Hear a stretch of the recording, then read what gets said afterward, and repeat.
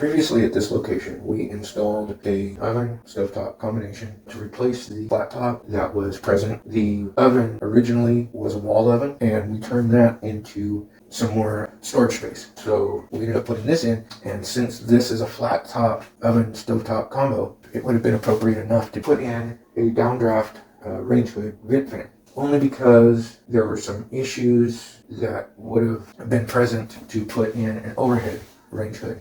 Unfortunately, when we went to order the range hood, we were running into some logistical issues and also some supply chain issues. The first range hood that we ordered ended up being damaged and non-functional.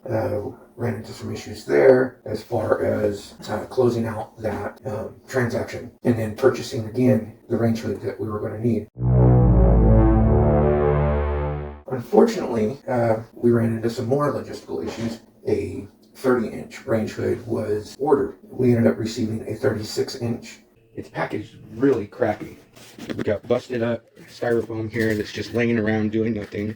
You've got styrofoam that's barely keeping the fan itself in place. Chances are the item is damaged. It doesn't even look like it actually has a fan to it. I mean, the whole casing is there, it looks like. I would have to take it out completely to find out for sure. This is ridiculous. After further inspection, the downdraft hood was functional as far as raising and lowering. However, in addition to the other issues, instead of a one-piece hood, they sent us the hood body that required an external fan to operate.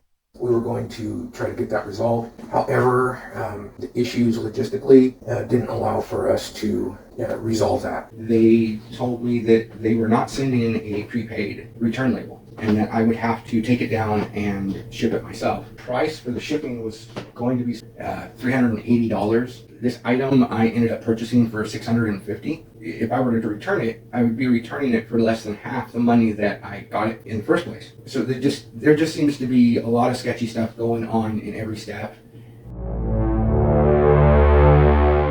If things don't quite go right and you have no other choice based on circumstances, we're going to show you how to take the steps to make that work out the way it needs to. The first thing we'll have to do is pull out the stove, disconnect the gas lines and the electrical, pull it out completely so we have some room to be able to get into the back area here. And we're going to mock up, hopefully get the piece in place, see what kind of corrections and alterations that we're going to need to do to make this whole thing work.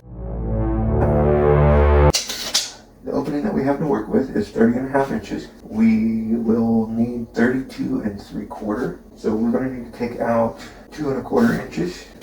And we're going to check to see where we can get that. We do have some existing openings for a previous duct run. So we will be using that.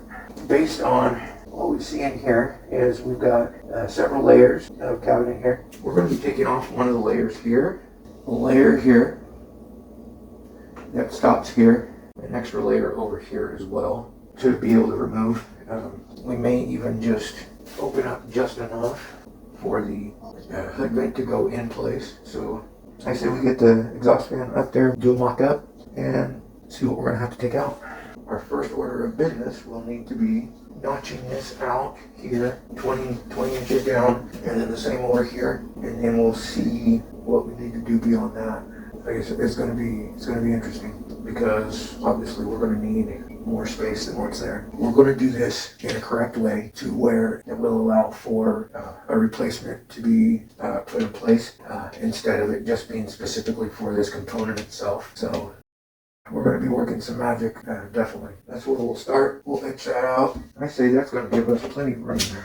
These usually go in before the tile or before the surface of the countertop is actually on there. So we're going to have to move the gas line lower by turning it either face down or to some degree at a diagonal.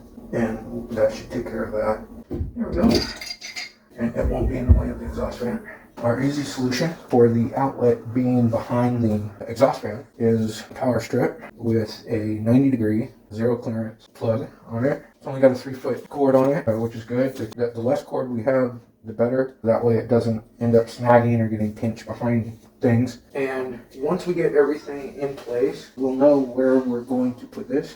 we ended up having to open these up just slightly more than the thickness of the exhaust fan. With the extra 1/4 inch, it gives enough room to be able to pass through and be able to drop the exhaust fan into place. And end up extending that tab again to mount a screw and to keep this from moving too much. Now that we have the fitment of the downdraft and peripherals figured out, we can install the necessary ducting components onto the vent body. The ducting in question is this guy right here. Then we're going to take this guy.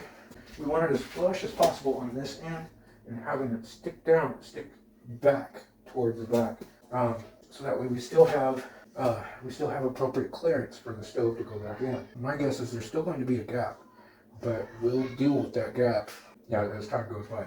The vent flue provided, as well as the vent adapter, should be secured with sheet metal screws and sealed with aluminum flex tape to create an airtight seal before final installation of the vent body.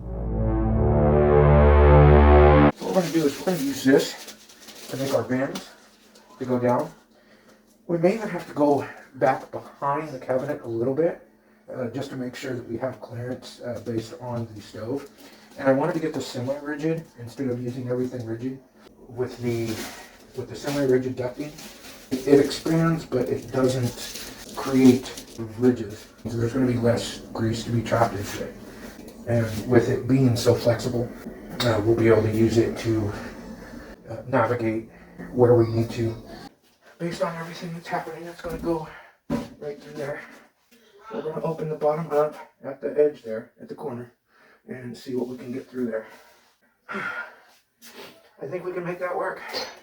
I'm going to have to open this other one up a little bit more, but that one will work.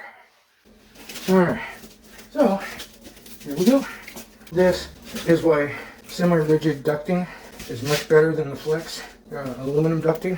They're both expandable ducting, but this one, as you can see, has very few ridges as opposed to the aluminum with the spiral wire in it. This is actually aluminum with spiral wiring, but the other aluminum is much thinner and of course has more ridges in it. So we're going to get this guy in where it needs to go. Chances are you'd want a little bit more room for the ducting to move around in, or you may not. You may have an alternative route for that ducting to go to. In this case, this is right in the middle of a peninsula that ends up needing to shoot through other cabinets to get outside. You may have a location underneath to be able to run it. You may not. If you mess with the ducting too much, it will tear on you still. Next, what we're going to end up doing is get the blower put in.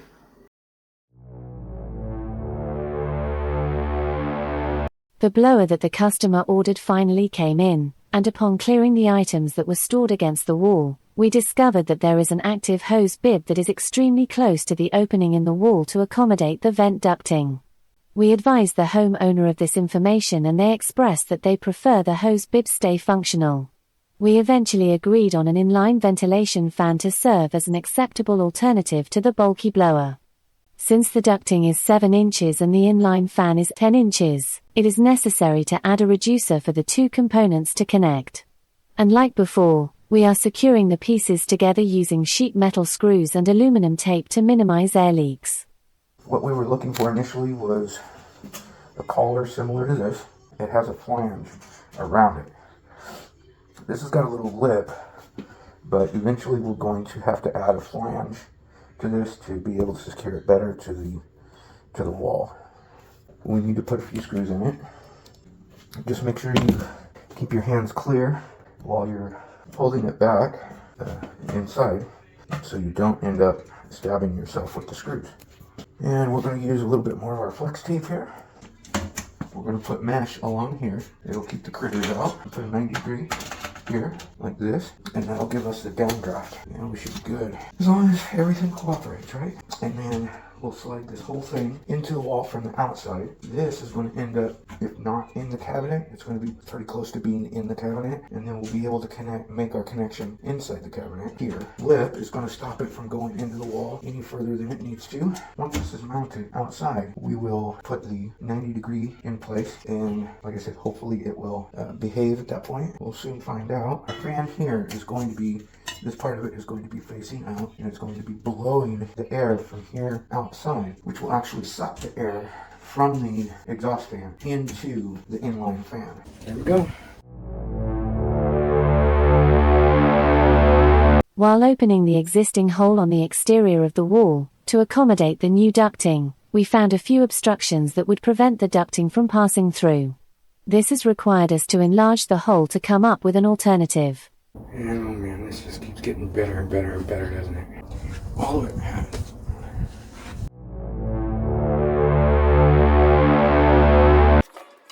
Unfortunately, after further inspection, we have found that what can be removed does not give us sufficient space without removing the one thing that the homeowner requested that we keep: the hose bib. It's killing me, small. Those types of phone calls are rarely what we look forward to. After having the disappointing phone call with the homeowner, we proceeded with our work. There, much better. Alright, let's turn the water on, see if we end up flooding anything. No drips, no runs. Alright, we're good. Just turn this valve on the rest of the way. So we're going to be able to pull this through now, I think. Because this is semi-rigid conduit. So you want to be careful. We don't want to snag it up against anything. And here's our bad boy that we want to get in there.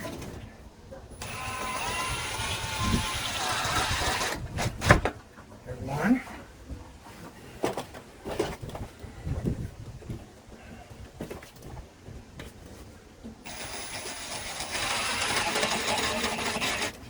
There's two. We want to put at least three.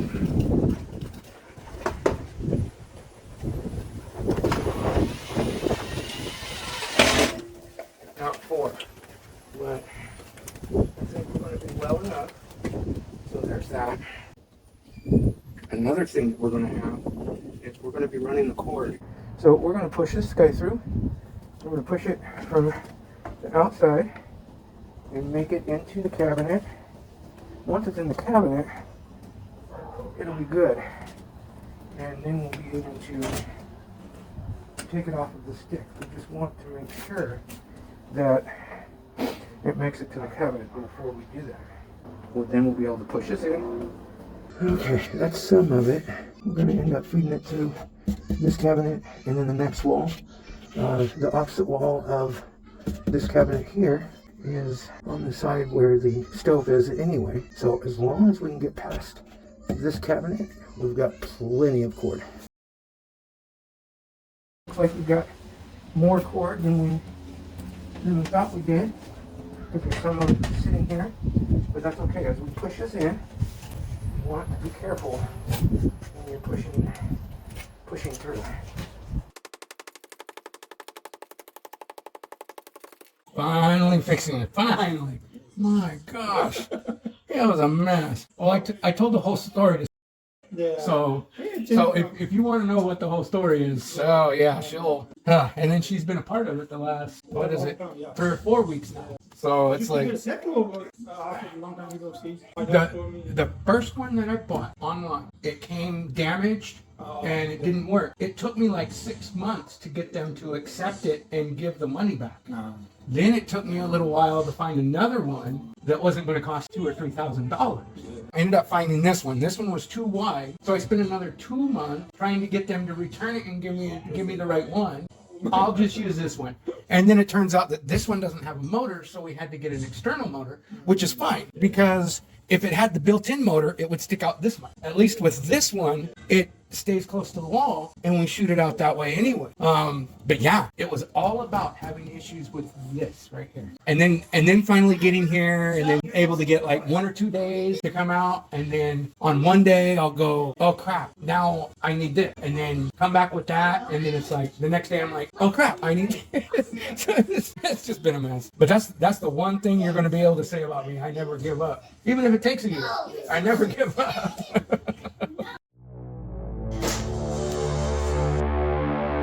Now for the stucco repair. Now normally on something on a patch like this, you would staple it in or you would nail it in. You want enough wire there for the stucco to grab onto. The openings are a little bit bigger than what we would do on a patch, but overlapping it and alternating it will help strengthen it. And of course we want to get rid of any squared off areas. We want it rough so that way it'll hold better. That looks like it's going to hold quite well. Our next step is to get the base coat of the stucco in. We're going to spray some water along this area here. It's just to get it wet to help the new stuff to stick a little bit better. We're going to do just the base coat, so it's just going to look pretty bland. I'm going to hit it a little bit, give it a little moisture so it doesn't crack on us. Smooth out the edges here so it doesn't look like there's anything there. Want to bring out some of the sand to the surface. If it's still super malleable and you're pulling material up, you're pulling the mud up, it's a good indication that it's not dry yet. You want to kind of go a little easy so you don't dig into it. And just kind of run it across it without putting a whole lot of pressure. What it does is it brings up the aggregate and gives it a texture. We don't want to do too much texture. We want to do a little something to make it interesting underneath, and then we'll do this texture that's going on here. Occasionally you want to come back to it and give it a little moisture.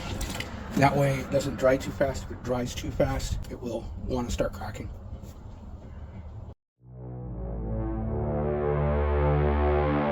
It is time to turn on the exhaust fan so we may check for any air leaks that may have been created in the semi-rigid ducting during the installation of the inline fan.